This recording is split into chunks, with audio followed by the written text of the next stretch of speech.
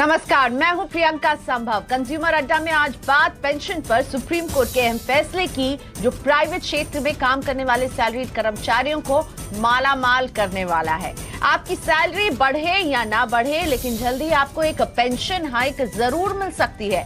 Pension बुढ़ापे का सहारा होती है। अगर आपकी जेब में मोटी पेंशन आएगी तो रिटायरमेंट लाइफ आसान हो जाएगी। सुप्रीम कोर्ट के ताजे फैसले ने अब इसका रास्ता साफ कर दिया है, लेकिन ये सब कुछ निर्भर करेगा कि रिटायर होते वक्त आपकी सैलरी कितनी है, आज आपका कितना पैसा पीएफ के लिए कटता है और सैलरी का कैलकुलेशन कैसे हो रहा है। तो ये तमाम सवाल हैं जिनके जवाब जानने जरूरी होंगे, और ये जानने के लिए कि आपको इस फैसले का कितना फायदा होगा, आज कंज्यूमर अड्डा में हमारे एक्सपर्ट्स यही आपको बताएंगे। लेकिन उससे पहले एक नजर डाल लेते हैं कि आखिर क्या था पूरा मामला। अब रिटायरमेंट की टेंशन से आप फ्री होने वाले हैं, क्योंकि रिटायरमेंट के बाद मोटी पेंशन मिलेगी।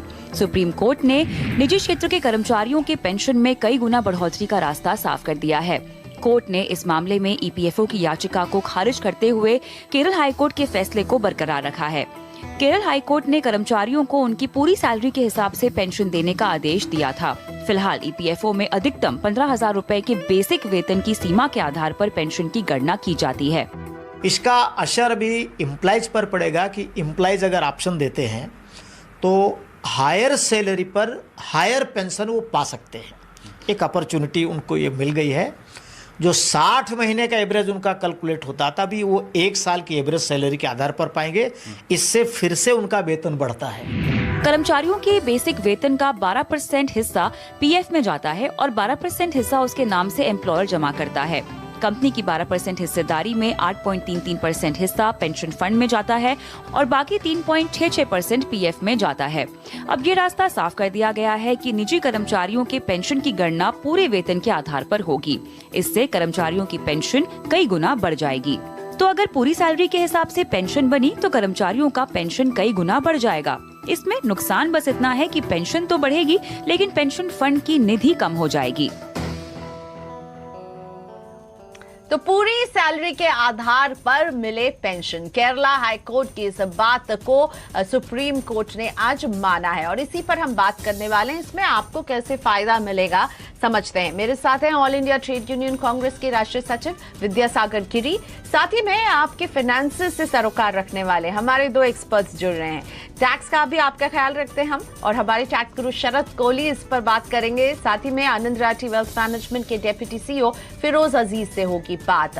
लेकिन सबसे पहले मिस्टर गिरी, मैं आपके पास आना चाहूंगी। इस फैसले को आप कैसे देख रहे हैं? बड़ी जीत है। निजी क्षेत्र में जो लोग काम करते हैं उनके लिए भी अब पेंशन जो है वो बढ़ने वाली है, क्योंकि इसमें एग्जेम्प्टेड ट्रस्टीज को भी अब लाया गया है। ये बड़ी जीत के तौर पर आप देखेंगे मिस्टर गिरी इसे?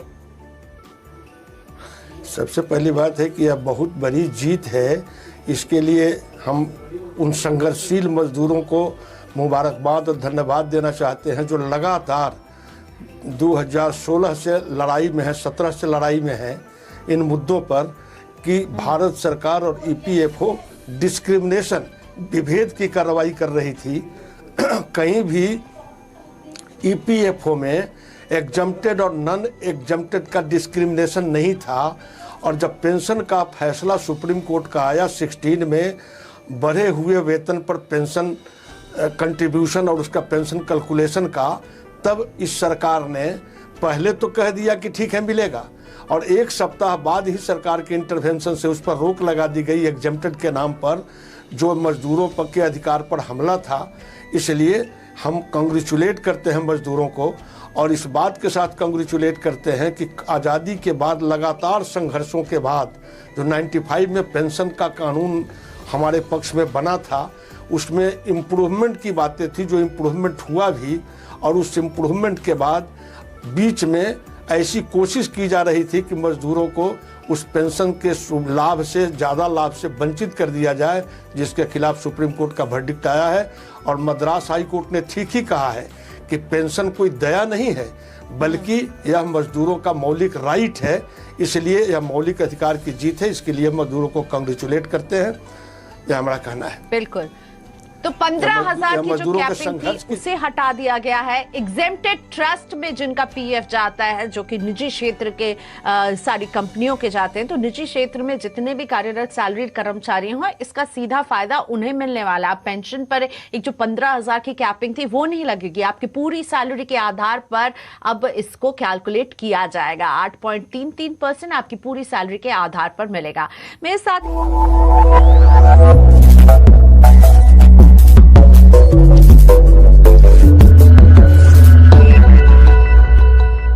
है फिरोज अजीज। फिरोज, आप बताइए ये कदम आपको कैसा लग रहा है? सोशल सिक्योरिटी की तरफ एक कदम आगे लग रहा है ना, क्योंकि अब पेंशन ज्यादा मिलेगी। आई थिंक प्रियंका एक्चुअली ये बहुत बड़ा कदम है। आई थिंक पर्सनल फाइनेंस के पर्सपेक्टिव से सबसे बड़ा प्रॉब्लम यही रहा है कि पेंशन जो है एक social security system emerge countries की तरह हमारे इंडिया में नहीं है। So I think this is a first step towards that, very good. Second is, जब तक कि जैसे ही इंसानों की आयु बढ़ रही है, मतलब आयु नहीं, लाइफ स्पैन बढ़ रहा है, तो पेंशन की अहमियत बढ़ती जा रही है। पहले लाइफ एक्सपेक्टेंसी कम थी, अब लाइफ एक्सपेक्टेंसी काफ़ी बढ़ गई है with sophisticated medical care. So pension पे तवज्जो देना बहुत इंपॉर्टेंट है। I think that's point 2। Point 3, जब ईपीएस में कंट्रीब्यूशन जो बहुत रेस्ट्रिक्टेड था, अब ज़्यादा कंट्रीब्यूशन जाएगा, तो जाहिर सी बात है एक डिसिप्लिन सा मेंटेन हो जाता है। अनलाइक पीएफ में जो कंट्रीब्यूशन जाता है उसमें 8%, 8.5% चेंज होता रहता है इंटरेस्ट, उसमें सिर्फ इंटरेस्ट मिलता है। So third point is EPS जो कंट्रीब्यूशन है वो एक सर्टेनिटी लाता है पेंशन पे। I think that's amazing. और जो पीएफ की कंट्रीब्यूशन है वो सिर्फ डेट के तरफ जाती है, और डेट की जो क्षमता है रिटर्न कमाने की वो बहुत कम है।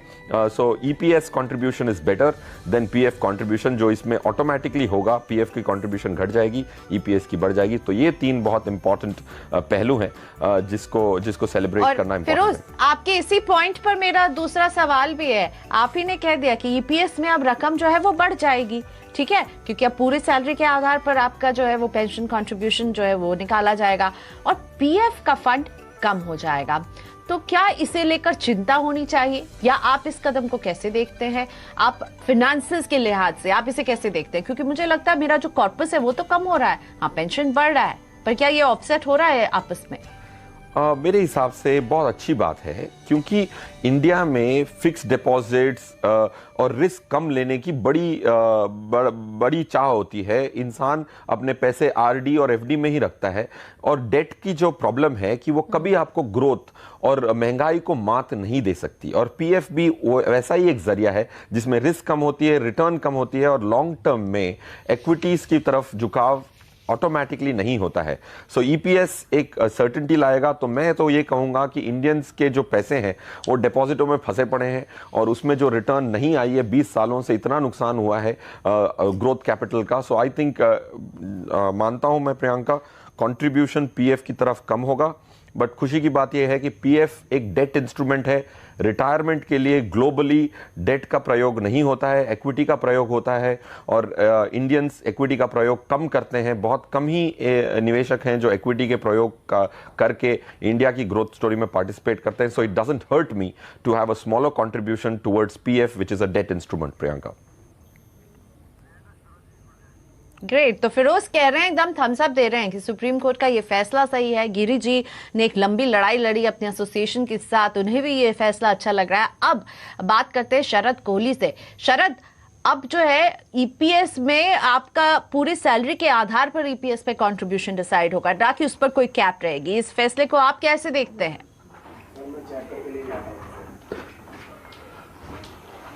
मुझे लगता है बहुत ही पॉजिटिव कदम है प्रियंका, बहुत ही सकारात्मक कदम है, क्योंकि सोशल सिक्योरिटी की इस देश में हमेशा से डिबेट रही है और पिछले कुछ सालों में और बढ़ गई है। जैसे जैसे देश विकसित होने की तरफ बढ़ रहा है, तो बिना सोशल सिक्योरिटी के कोई देश विकसित नहीं हो सकता।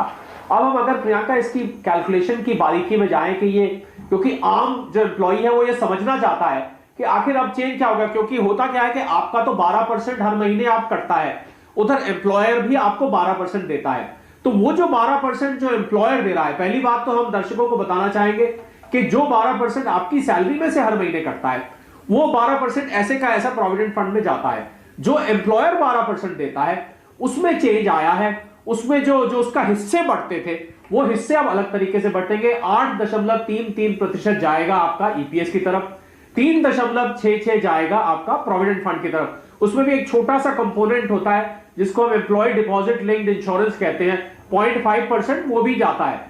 तो देखिए उसमें चेंज क्या आएगा कि आपका जो पेंशन फंड ज्यादा एक्यूमुलेट होगा। मान लीजिए किसी की 1 लाख रुपए सैलरी है, मैं आपके वैसे स्क्रीन पे एग्जांपल्स होंगे पर मैं बता रहा हूं आसानी से समझने के लिए। 1 लाख की सैलरी है तो 8,333 रुपए हर महीने एम्प्लॉयर आपको पेंशन फंड में कंट्रीब्यूट कर देगा। तो भले ही प्रोविडेंट फंड का वो नीचे आ रहा है ओवरऑल कॉर्पस जो है, परंतु जो भविष्य निधि जिसको हम कहते हैं असली भविष्य हम देखें तो मुझे लगता है पेंशन एक बहुत बड़ी चीज है जो कि ज्यादा आनी शुरू हो जाएगी। तो सुप्रीम कोर्ट के अमेंडमेंट से 2 चीजें हुई, एक और चीज हुई, एक तो 8.33% अब पूरी सैलरी पे लगेगा। पूरी साल पहले खाली 1250 रुपए लगता था, 15,000 लागू होता है उसका अगर हम निकालें। शरद जी, अगर ये लागू होता है तो क्या रेट्रोस्पेक्टिवली लागू होगा? पीछे के सालों को जो मिस किया गया क्या उनको भी इंक्लूड किया जाएगा या नए सिरे से लागू किया जाएगा? शरद, मैं देखिए वैसे तो सुप्रीम कोर्ट का फैसला है, तो सुप्रीम कोर्ट और या जो लागू करने वाली एजेंसी है ईपीएफओ वो किस डेट से डिसाइड करती है। कोई बड़ी बात नहीं है प्रियंका अगर ये थोड़ा सा रेट्रोस्पेक्ट में भी लागू किया जाता है, क्योंकि केरला हाई कोर्ट का जो जजमेंट था वो बहुत पहले का आया हुआ है, सुप्रीम कोर्ट का जजमेंट अभी मंडे को आया है। तो इस लिहाज से मुझे लगता है कि ये हो सकता है रेट्रोस्पेक्टिव हो। दूसरा एक और वजह से जिससे कि कंट्रीब्यूशन बढ़ेगा वो वजह है कि अब एवरेज सैलरी जिस बेसिस पे कैलकुलेट किया जाता था वो पिछले 5 साल की एवरेज सैलरी पे होता था। तो लाजमी बात है जिस एम्प्लॉय की पिछले 5 साल की सैलरी धीरे धीरे बढ़ रही होती होगी, अब इसको पिछले 1 साल की सैलरी पे लागू किया जाएगा। इसका मतलब है आपकी लेटेस्ट सैलरी जो कि माना जाता है कि सबसे ज्यादा है, उम्मीद कभी होती है कि सैलरी घट रही हो, सैलरी हमेशा बढ़ती है, तो लास्ट 1 ईयर की सैलरी ज्यादा होगी तो एक उस वजह से बढ़ जाएगा, एक कैपिंग हटाने की वजह से बढ़ जाएगा।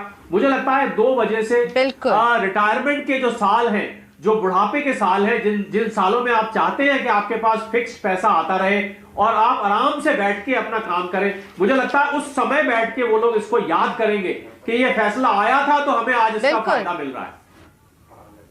और इस फैसले से बदलाव क्या होगा? हमने भी एक कैलकुलेशन किया, अभी शरद भी इस कैलकुलेशन का जिक्र कर रहे थे। तो इसमें आपको ये रखना है कि आपने नौकरी के कितने साल बिताए। तो अगर आपने 33 साल नौकरी में बिताए और आपकी आखिरी सैलरी 50,000 थी, पुराने फॉर्मूले के मुताबिक आपका जो बनता पेंशन वो बनता 5,180, लेकिन नया फॉर्मूला लागू होने पर अब ये हो जाएगा 25,000 रुपए, और 25,000 अच्छी खासी रकम होती है। लेकिन इस रकम को देने में अब चुनौतियां क्या हो सकती हैं? ईपीएफओ के ट्रस्टी ब्रिजेश उपाध्याय की बात सुनते हैं।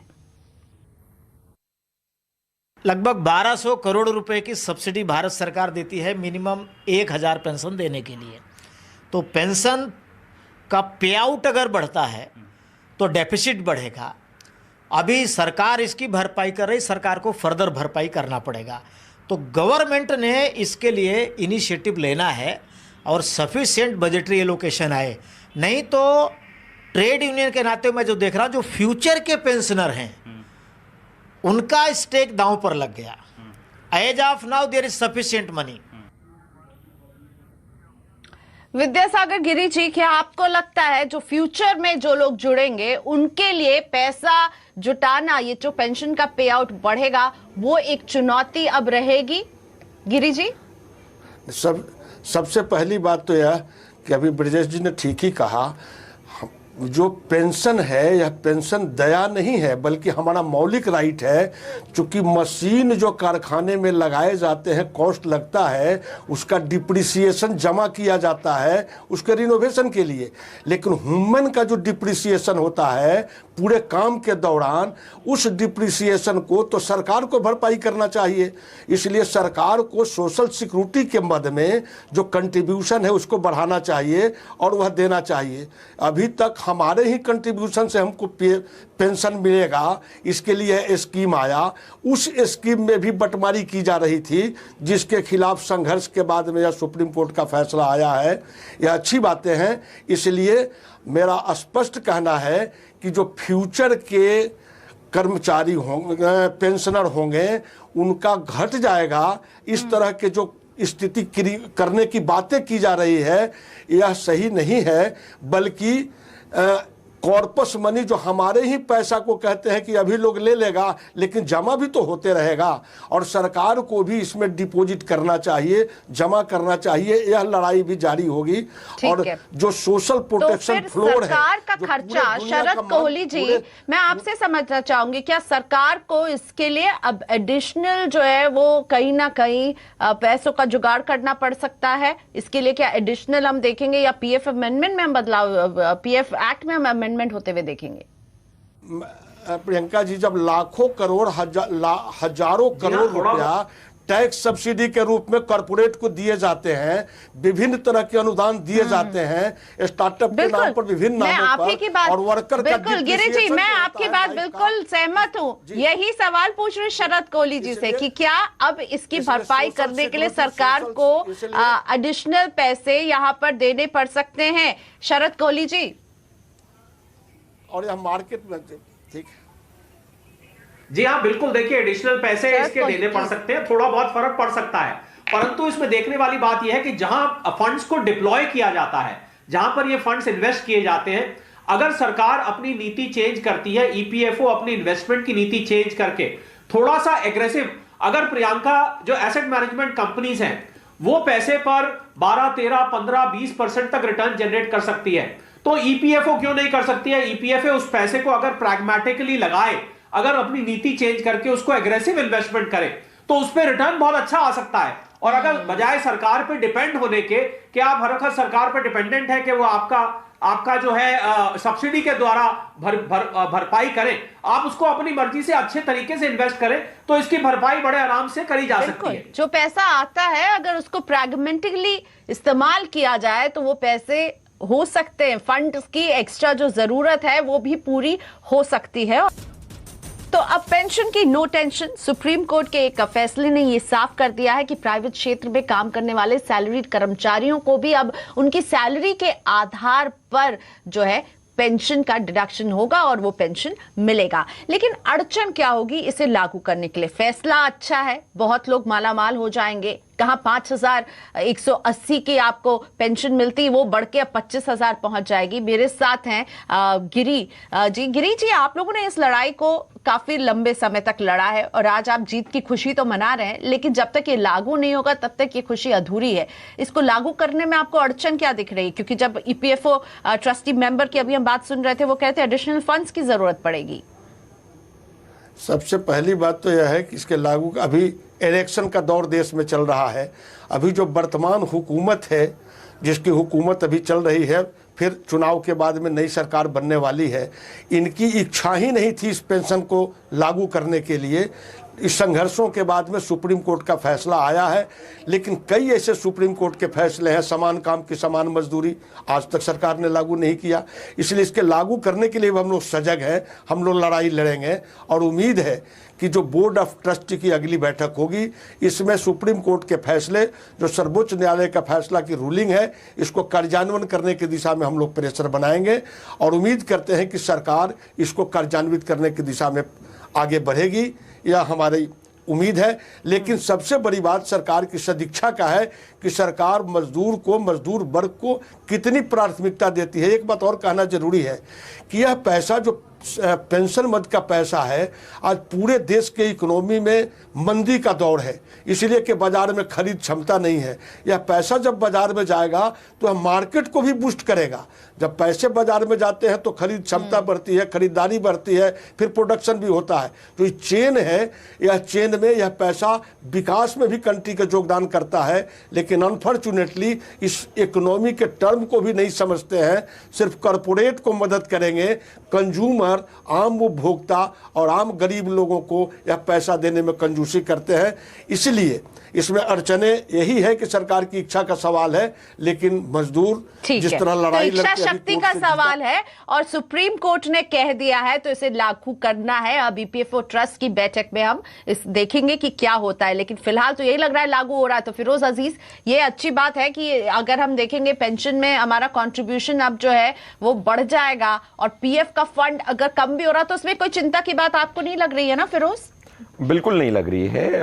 पीएफ का जो कंट्रीब्यूशन है वो कंट्रीब्यूशन आप आराम से रिप्लेस कर सकते हैं डेट म्यूचुअल फंड के द्वारा। अगर आपको 8% की पोस्ट टैक्स रिटर्न कमानी हो तो डेट म्यूचुअल फंड में टैक्स की बेनिफिट मिलती है, इंडेक्सेशन मिलता है, लॉन्ग टर्म कैपिटल गेन मिलती है। तो ज्यादा से ज्यादा पीएफ का जो पैसा है आधा से 0.5% ज्यादा कमा के देता है डेट की तरफ। तो ईपीएस की जो रिप्लेसमेंट है वो पीएफ की तो रिप्लेसमेंट बहुत आसानी से हो जाती है, ईपीएस की रिप्लेसमेंट जो पेंशन की रिप्लेसमेंट है वो करना बड़ा कठिन है। इंश्योरेंस पॉलिसीज, इंश्योरेंस प्लेटफॉर्म्स पे पेंशन स्कीम्स मिलती हैं, उनकी अट्रैक्टिवनेस इतनी अच्छी नहीं होती है। सो आई थिंक इसकी कोई चिंता की बात नहीं है। रहा सवाल ये लागू करने का, मेरे हिसाब से इंडिया एक ऐसी कंट्री है जहां यंगस्टर्स हैं। इंडियन डेमोग्राफिक्स जो है वो जापान फॉर एग्जांपल से बड़ी अलग है। हमारी जो देश की ये है आवाम है, जो पॉपुलेशन है वो काफ़ी यंग है। सो आई थिंक बहुत जल्दी ये लागू हो सकता है क्योंकि you don't have a very aging population unlike other emerged countries Europe और so I think दोनों तरफा ये होने की संभावना है। मुझे एक चिंता और यहाँ पर परेशान कर रही है। फिरोज ने कह दिया कि पीएफ फंड अगर कम भी होता है तो कोई चिंता की बात नहीं, क्योंकि आपका पेंशन पर जो कंट्रीब्यूशन बढ़ेगा ये बहुत एक अच्छी तरफ कदम उठ रहा है। लेकिन मुझे ये चिंता हो रही है कि पेंशन में अगर सरकार का पे आउट बढ़ता है तो जो दिल खोलकर पीएफ पे इंटरेस्ट हमें मिलता है, क्या वो घटते हुए हम देख सकते हैं क्या?